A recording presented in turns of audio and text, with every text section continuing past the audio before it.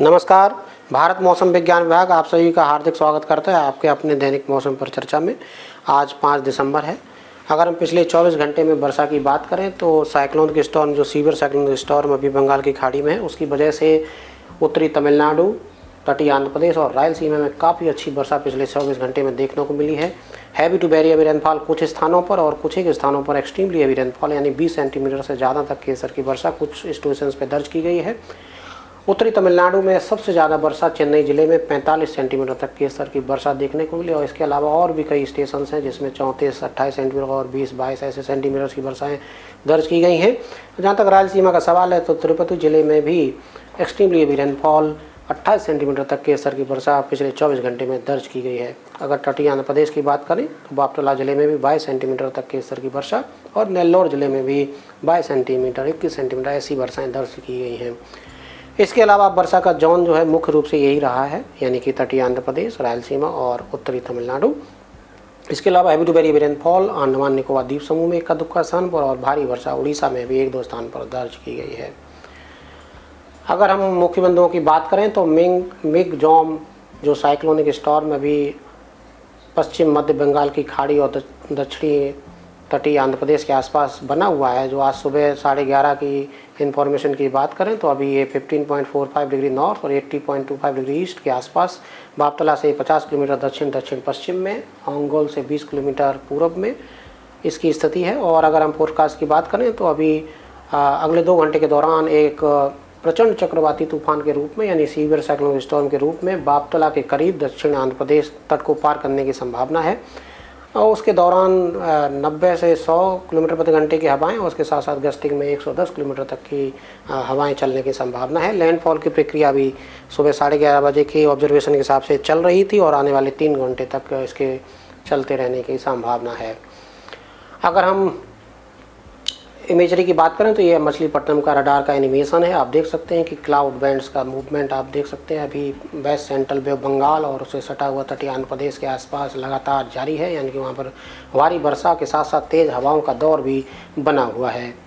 अगर हम आज साइक्लोन ट्रैक की बात करें तो जो काले बिंदुओं से दर्शाया गया ये साइक्लोन का पुराना पाथ है जो कि चल के आया और जो लाल बिंदुओं से दर्शाए गए हैं वो अभी साइक्लोन को उस डायरेक्शन में जाना है। तो आप देख सकते हैं अभी सीवियर साइक्लोन के स्टॉर्म के रूप में west central bay of Bengal और उससे सटे हुए दक्षिणी तटीय आंध्र प्रदेश के आसपास बना हुआ है और जैसा कि हमने बताया लैंडफॉल की प्रक्रिया जारी और आने वाले 3 घंटे में इसके खत्म होने की संभावना है। और इसके बाद ये अभी सीवियर साइक्लोन स्टॉर्म की इंटेंसिटी मेंटेन किए हुए है और अगले अराउंड 12 घंटे तक ये साइक्लोन स्टॉर्म की इंटेंसिटी में इसके बने रहने की संभावना है और इसके बाद मध्य रात्रि आज तक ये डीप डिप्रेशन में और इसके बाद कल सुबह तक जो है डिप्रेशन में परिवर्तित होने की संभावना है।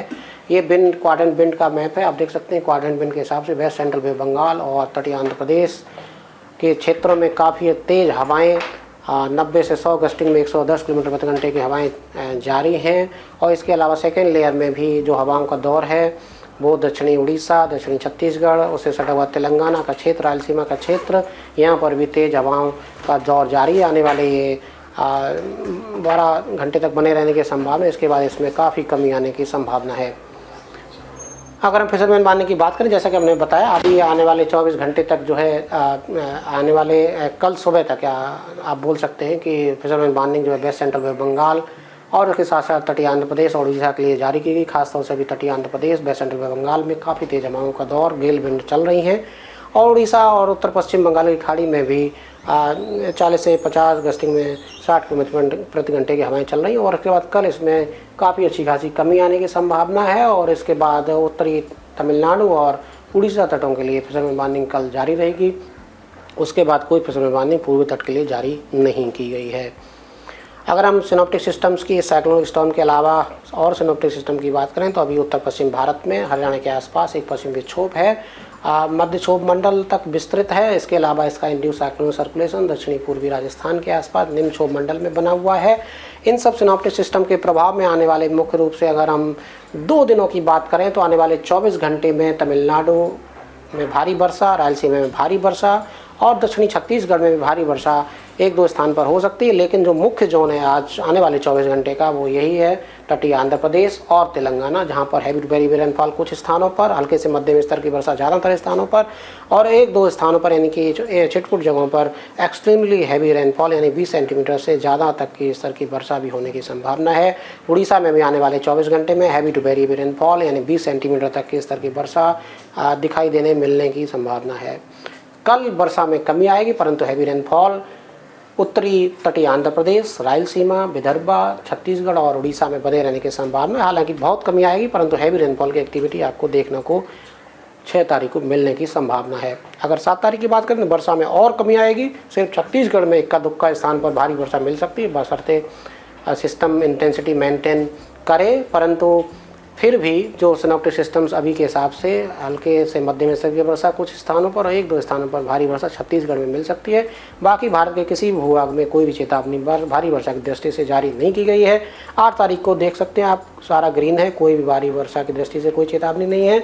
9 तारीख को दक्षिण प्रांतीय भारत में तमिलनाडु और केरला के एक नया दौर भारी वर्षा का जारी हो सकता है, इसलिए 9 तारीख को भारी वर्षा का सिंबल हमने लगा के रखा है। तो ये आज के लिए अपडेट है, कल फिर हाजिर होंगे। तब तक हमारी फेसबुक, एक्स और इसके अलावा हमारी वेबसाइट mosam.imd.gov.in और हमारी RSMC न्यू दिल्ली की वेबसाइट उससे जुड़े रहिए और इस सिस्टम से रिलेटेड लगातार जानकारी हासिल करते रहिए। जय हिंद, जय भारत।